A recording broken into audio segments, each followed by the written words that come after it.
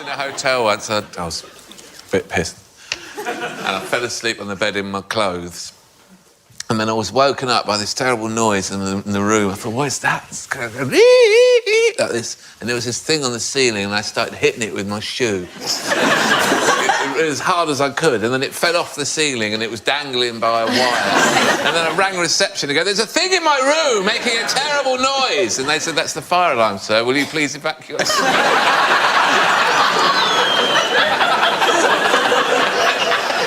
I said, oh, just so you know, when it went off, it kind of fell from the ceiling. And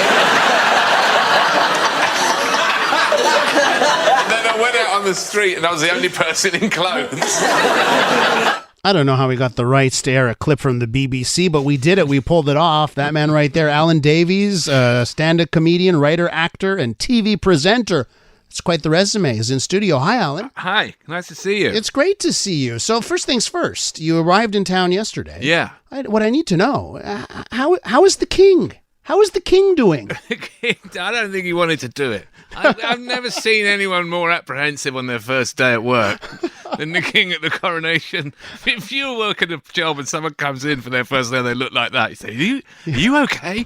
Did you want to be here? Did you want to be here? Did you apply for this? Yeah. Okay, maybe you've taken the wrong job. Is it fair? Is it fair, though? You know, you see the videos, like, where, you know, it's like he clearly doesn't know he's being recorded, and he's just upset. He's pissed, as the Brits would put it, right? Like, it's not fair that he's got to deal with that. That means drunk where I come from. Oh, yeah. Okay. Yeah. Pissed means drunk. Yeah. Here it means angry. Does it? I don't even know if we can say it on air. I don't. Well, I don't. We have now, but neither of us are it at the moment. But he's okay. Yeah, none of us. I don't know. Who wants to start a new job at 74? I mean, you're just really, aren't you, putting your feet up then? But it's what is it? It's your obligation. It's your duty. It's your duty to the crown. That's exactly what it is. That's exactly what it is. And tough act to follow, the old Queen. Yeah. Yeah. So what are your duties as a comedian? What do you find? What do you find is a duty of yours? Not face the front, keep talking, keep saying lots of funny things. That's really it. Yeah. And try not to focus on the one person who isn't laughing. There's always one. Yeah.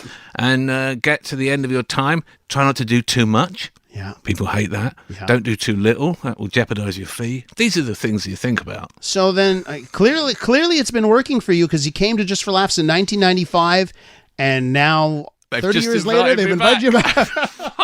What did I do? I don't even remember what...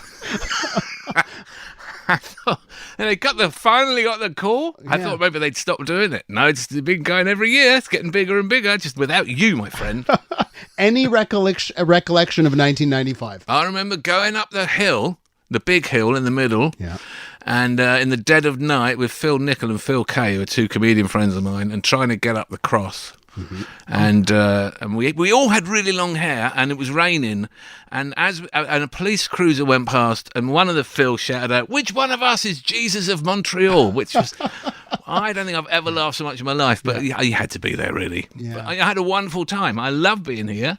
I remember Norm Macdonald was here, and Sarah Silverman was here, and some really, really good British comedians as well. Mm-hmm. So it's nice to be back. I'm now doing the British show, so that's my... So tell me about British, because I love how it's, you got the ish.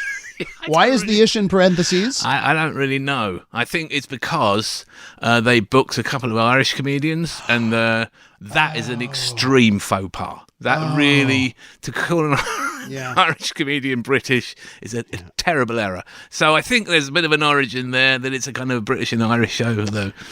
So there's a bunch of us come. There's a really good bill, I must say. I mean, with that, I'm not blowing my own trumpet, but some of my fellow British comedians are very, very good. So tell me about who else is on stage with you for British? Well, it's Josie Long, who I've known for years. Is a very funny writer, very clever, and I love her stuff. Jamali Maddox, who does a panel show in the UK, he's hilarious as well. Ruben Kay, who is eccentric and electrifying and brilliant. Jen Bristol's the host. They're all top-level comics back home. They're all people I've worked with them or seen at the Edinburgh Fringe, which is really our big festival, comedy festival. So, it's good. Come on down. Well, because last year British was amazing. The last year's show was incredible, so it was on my checklist of what to go see this year. Much better this year. Better than last year, Much better right? than yeah. What's funny, the whole British reminds me of, I don't know if this makes sense to you, but when a real estate agent is trying to sell you on a part of town and they say it's, the good part of town adjacent? Yeah.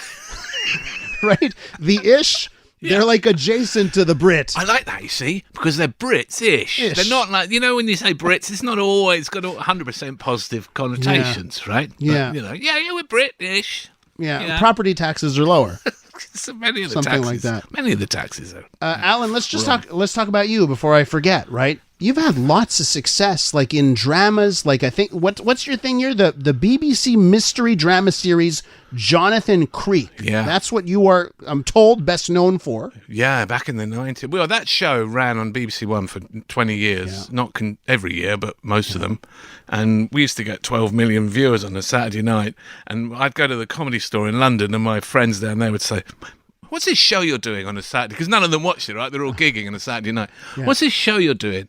Is it you solve crimes or something? What is that? My mum loves it. And that overnight, everyone's mum was watching me. Yeah. And that was a game changer for me. And then I did a panel show called QI, which I still do, been doing for 20 years. So, I've done a lot of television in the UK, and which I enjoy. But I've been doing stand-up for 35 years. That's my thing. That's it's really, very nice to be back doing that. So why is it? So we played the panel show off the top. The clip we heard was from QI. Yeah. So why is it you have success in so many different areas, right? And you write and the acting, but when it comes down to it, you just want to be on that stage as a stand-up. Because you always think, I don't know if you think this, working in your job, you always think someone's going to come in a minute and say, okay, time's up. You've had your fun. Mm-hmm. It's like imposter syndrome. You always slightly feel like, okay, I'm going to have to fall back on something in a minute. Yeah. And I think a lot of stand-ups feel that way. And the stand-up in the first place, when I was 22 years old, was a way to not get a proper job. Yeah. And now it feels like it is my proper job for when everything else goes wrong. I've kept it going. I'm 57 now. Who's the comedy Grim Reaper? Who is the person, the guy, the entity that says you're done? God, I don't know now. Now it's cancel culture.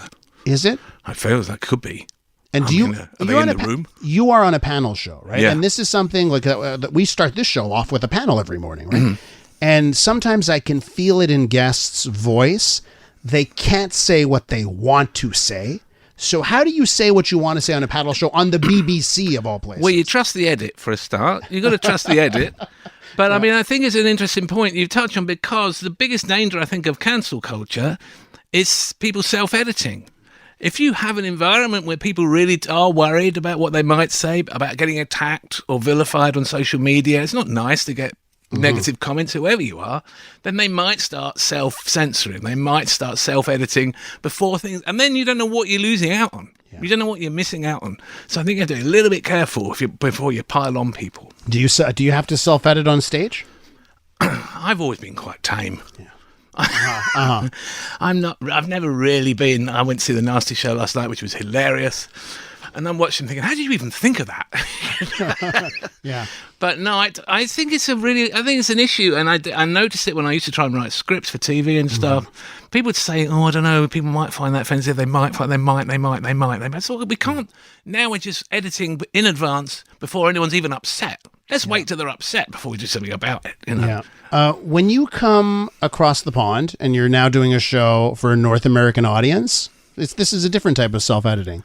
Do you self-edit to translate from British to North American? Well, there's some things I won't. There's no point talking about because, for example, we had a prime minister called Liz Truss. Yeah, we knew all about her for the cup of coffee, cup of tea. The Queen died. It was her second day in the job. Can you imagine the phone rings? Liz, the Queen's dead. Oh, all right, don't wind me up. Who's this? Is that Boris? I've only just started. Leave me alone. No, it's true, Liz. Yeah. But there are some things which are, but no, basically no. I mean, really, our lives are the same. Yeah. We are just divided by a pond. It's much more French in Montreal than I remember. Tell me about it. And I apologise for not knowing any French. It's okay. We're an English radio station. I can see the fenêtre, and I really feel inadequate. Points to Alan Davies for knowing how to say window in French. I'm very sorry, everyone, about that aspect of me. But it's an English show. Alan, listen, we got to leave it there because radio means time limits. But I do want to point out, British, it starts ce soir, tonight. Yes, it does. Tonight, and it runs through to Until Saturday. Yeah, 5 nights. 5 nights. Amazing. Alan, thanks for taking the time and coming in studio for us. Really appreciate it. Pleasure. That man right there, Alan Davies, part of British, and it begins tonight.